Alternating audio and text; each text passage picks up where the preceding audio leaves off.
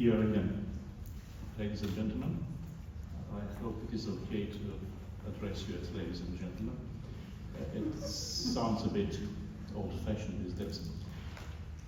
It is a pleasure and an honor to stand here before you after my first presence in 2019. It is more so as today we celebrate the 10th anniversary of collaboration with the New South Wales State Library. And I've had the chance to be involved in this partnership for the past few years as an author with original texts selected for volumes like On the Wallaby Track, Between Dusk and Dawn, Argument Urbana Letter, 9,000 Miles Away, and the next one. I have to thank you, everyone, for making this partnership possible. And in my case, especially I would like to thank Stu, Crawford, and Michaela Cristescu, with whom I collaborated directly. This ongoing project gave me the chance to publish outside Romania, and I believe that I'm the only author here who is of Romanian birth but lives and writes in New Zealand and has published in Australia, among other places, like they say, world famous in New Zealand. Today I shall speak a little bit outside the area of literature, art, or culture. There is no need for me to dwell on the scary and unpredictable realities of today. It seems that the world as we knew it has turned upside down. A persistent economic crisis follows a pandemic which gave way to attacks on human rights. Internationally recognized borders have been breached, not only militarily but also in a social sense. We have wars with no end in sight, and we have more conflicts between various groups of people than we have solutions. The fabric of the society has been torn apart. And it is my conviction, ladies and gentlemen, that the root of all this trouble is the lack of education and the new digitalized life we live, which separates us instead of bringing us together. This desired global village is a fake. We interact with people we don't know just because an algorithm somewhere puts us together. Our kids go to an event, sit next to each other on the bus, but they don't even talk. Each of them is lured by this colorful, idiotic screen of his or her own device. My children's generation has less understanding of this world than our generation, I believe.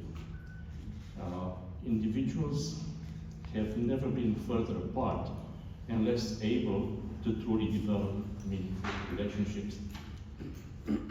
If mankind is to survive, if civilization is not to be lost, we need to remember that we are unique individuals, yet a social species. That people alike come together for a greater good. And exactly this is what a partnership like the one we celebrate today actually does. Creative human beings of different backgrounds, living in different spaces, and expressing themselves in different ways, have come together to reaffirm that not all is lost. I thank you and I salute you all. Some of you might remember that I spoke to you a few years ago about Algonaissance, about the dawn of the AI. I warned about the danger posed by humans relinquishing control to the virtual mind that, if that's mind that runs real machines, which could take over, change, and destroy our future. Since then, terrible advances in AI have occurred. And I would not be against progress. I would not be against computers which find a cure to a deadly disease, or which are able to detect the radiation pattern from the sky, leading to a discovery in astronomy which will enable space travel and eventually life on another planet. I would be in favor of those AI enhancements. Unfortunately, from what we have seen lately, these monstrous self-educating software entities have been unleashed upon us with no basic consultation. In many jurisdictions, it is illegal to have a certain breed of dog.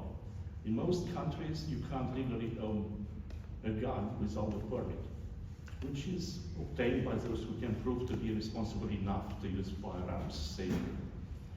Yet AI experiments like ChatGPT have been released globally, like a true pandemic, which devours people's creativity and makes concepts like originality or even IQ to lose their meaning. This is the reason why, sadly, I stopped publishing. I don't want my ideas, my metaphors, the knowledge I accumulated in a lifetime of reading and writing, learning from some and teaching others, to be used by an imbecile to get a pass mark. Or even worse, I don't want creations of my mind to be butchered and pieces of them to be misinterpreted or used in ways they were never intended to be.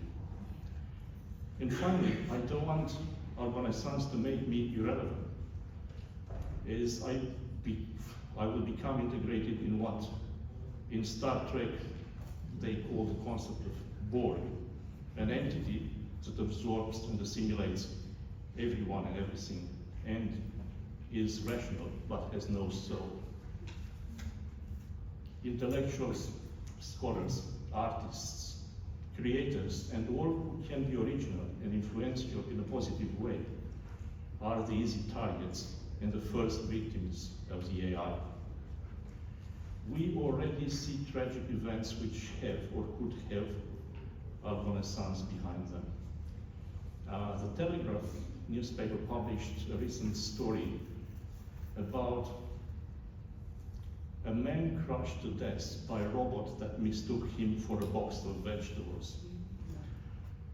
It is a real story, and it is not science fiction, and it's not humor. AI doesn't have this sense of humor. I guess an industrial robot would be as stupid as robots get. Its broken sensor decided that the technician who was trying to help it must be a box of veggies, and backed him. What if a much smarter, autonomous military drone armed with missiles looks the surface of the Earth and finds a kindergarten and thinks, oh, here's an aircraft carrier, let's bomb it. This might be happening as we speak, we don't know. And while I didn't publish anymore in the past few years due to, with one exception, which is this book for children. So while I didn't publish anymore due to the real present and growing impact of the AI, I still do stories. I do them mainly by word of mouth, basically returning to what was before writing. Memory. Real memory of real facts or creative facts. It matters less, as long as it is human memory. Homer didn't write Iliad and the Odyssey on paper, yet they survived through time. Later, many stories written on paper also survived centuries. Yet now, we are witnessing a change of paradigm. When those real stories, written stories, get discriminated against in the digital media, they face censorship, and some stories are, ladies and gentlemen, rendered between recognition. Eventually, they will all disappear, being amalgamated into the role of the AI. We, as authors, are a species on the brink of extinction. Unless there is a universal set of rules put in place to govern the AI, something like the 3 laws of robotics postulated by Isaac Asimov back in the 20th century, we are doomed as civilization. We are already too dependent on Algonaissance. If the internet crashes or decides to disconnect human beings and solely be used as an avenue for machines to talk to each other, in a few days, we human beings will start killing ourselves. The AI on the internet, which is what I named Algonaissance, is worse than nuclear war.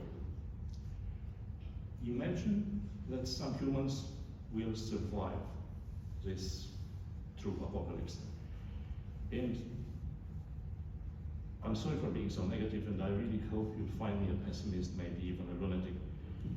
I really hope to be wrong, entirely wrong. Yet I think Algonaissance has started. What can we do? Prepare the potential survivors. These survivors are our children, our readers, people who can use their mind before using their device. How can we prepare them? By teaching as many people as we can what it means to be human. Values, stories, soul. The AI has none of this. Thank you.